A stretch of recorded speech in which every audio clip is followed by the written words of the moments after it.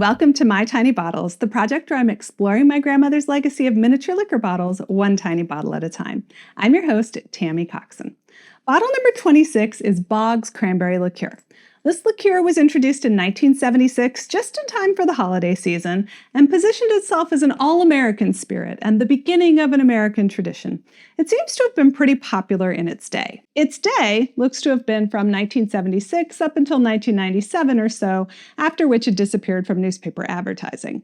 Which makes sense, because that's about when its producer, Heublein, Inc., disappeared as well. Heublein is much like the Seagram's company that I talked about a couple of episodes ago, in that it was once a very large, successful, and well-known liquor company and is now mostly a distant memory. But in the 1960s and 70s, they dominated several key segments of the liquor industry. This included tequila. I was able to date that bottle of Jose Cuervo we tasted a few episodes ago because it still had their name on it as an importer. Even more importantly, they pretty much single-handedly created the market for vodka in the US with their acquisition of the Smirnoff brand in 1939 and their hugely successful marketing campaigns that followed. Heublein began life as a restaurant in Hartford, Connecticut in 1862, and they kind of stumbled into the liquor business when they accidentally invented the bottled cocktail. The story goes that in 1875, they received a large order for pre-mixed martinis and Manhattans for the Connecticut Governor's Foot Guard annual picnic, but the event was rained out. When the product was still tasty several days later, they started selling pre-mixed cocktails from the restaurant,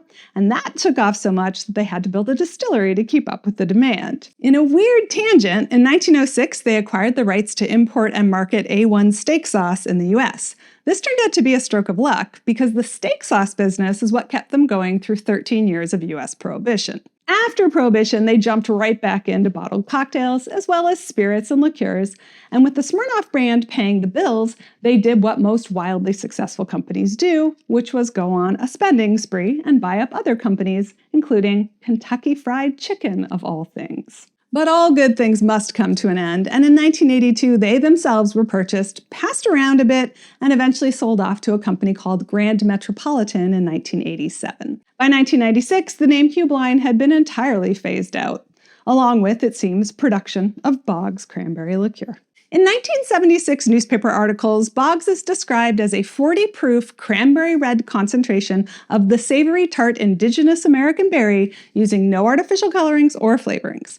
But by the time of my tiny bottle, it was down to just 25 proof or 12.5% ABV. Bottles manufactured in the US usually have a 2-digit date embossed in the glass on the bottom, and mine says 89, so I'm going to declare this a 1989 bottle. And as of 2022, Boggs is back. The name was purchased by Inclusive One World, a Native American-owned liquor distributor based in Florida.